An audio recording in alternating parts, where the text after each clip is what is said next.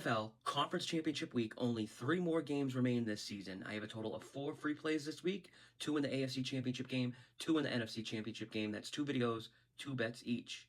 I've done 48 of these free play videos this season. I'm 31-17. That's good enough for a 64% win rate.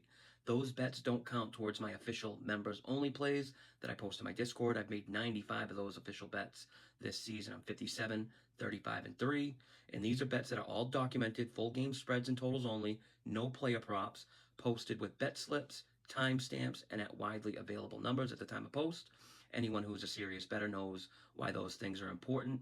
Anyone with half a brain can beat player props and soft markets, but full game NFL sides and totals are a different story. And this isn't just one hit wonder year or anything. This is my 7th year posting NFL bets in my Discord, and I've only had 2 losing seasons so far. For access to all the bets I make, the second I make them, you can join the Betting Network 2.0 Discord. It's free to join, but I do offer a paid membership called Pro Membership. This gives you access to not just the bets I handicap and originate in the NBA, NFL, and MLB, but I also post bets made by professional betting groups I work with. I call these source plays. Through different arrangements, I'm able to get access to these bets made by real pro betting groups. I copy and share them for pro members in the Discord. Just finished the 8th college football season, and the 7th college basketball season is in full swing. As good as the picks provided are, I think the real value in joining the Discord is access to all the betting educational content, over 100 different betting lessons archived on various topics, betting tools, historical trends, betting systems, and much more. DM or comment below any questions about joining. Winning consistently long-term isn't easy. Why do it alone when you can join a group of people all working together with the same goal, sharing information in order to become smarter, more well-informed bettors? Now, with that out the way, let's get into these conference championship games. Let's go to the NFC Championship game. I have 2 bets on this game to pass along, and this is the rubber match, the 3rd meeting between these 2 teams, so we have a good sample size to work with. Both teams defended their home field in the 2 regular season meetings. Both were very close games. In fact, 7 out of the last 8 meetings between these 2 teams have been decided by 6 points or less. Situationally, the Seahawks have a big rust advantage. Rams are now playing their 3rd straight road game, with the previous 2 games going down to the final minutes. Seahawks, on the other hand, didn't have to exert much effort in their blowout win last week. They returned the opening kickoff, and that alone would have been enough to win.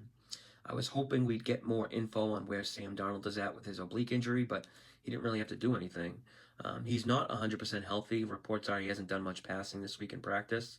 But we can take something away from the most recent meeting. What jumps out to me the most is the over-under of 41.5 last game. They combined for a total of 75 points in overtime that game. So now this game, we see a 5-point adjustment up from that total. I'm trying to think of why such a big adjustment besides the fact both offenses had their way last game, moving the ball up and down the field. It was a short week, Thursday night football game when they played. Outside of the result, I can't find a reason to think why the total deserves to be so high in a playoff game. Plus, I imagine Seattle doesn't want that same type of game. I think Seattle would prefer to go real run-heavy and play like the field position battle. I'm sure, in-house, Sam Darnold has the trust of McDonald, but I have to believe Clint Kubiak doesn't want this game to be a Sam Darnold 35 drop-back type game. Both teams are very familiar with each other. In a game with so much importance, I think we see both offenses struggle. Seattle's run defense is so good, and the Rams' offense is so heavily reliant on the run to open up the pass game. And I think this game we see the Seattle offense under much more pressure. Seattle's Charles Cross status, it's so big. I don't even know who the left tackle will be if he can't play. That could be a big problem where the Rams could disrupt things from the left side. I have to go under here. I got under 47.5. Late season divisional game unders is a profitable subset, and just think this total is too high based on the previous head-to-head result. I also have a player prop I really like. I talked about how this late in the season, odds makers have a really good idea of how to price games, but also what to list player props at, that they can pretty much pinpoint players' target share, yardage, and snap percentage. One way we can try to find an advantage is by projecting what type of game plan and scheme both teams will employ, and from that, project the usage rate for certain players. And I'm not talking about things like Rams will go run heavy, so bet over Kyron Williams, or Rams will go pass heavy, bet over Puka. That's not what I'm talking about. What I'm talking about is Seahawks play too high shell at the highest rate in the league. This is what too high looks like. It's simply just like too high safeties. Now, normally, offenses attack this with run plays, But because the Seahawks are so good at stopping the run and generating pressure with just 4-man fronts, they don't need to bring extra guys up in the box. And actually, what's interesting is when watching film of the Seattle defense, I saw a bunch of comments on this Week 18 game, Niners versus Seahawks. The comments are from Niners fans, like about how they couldn't run the ball because Seattle was stacking the box. I could tell they were Niners fans because they were just looking for any excuse or reason besides the truth. I couldn't find one play where the Seahawks stacked the box.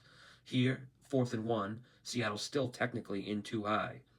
Even on plays where it looks like the safety's creeping up in the box, and it looks like single high safety, it's not.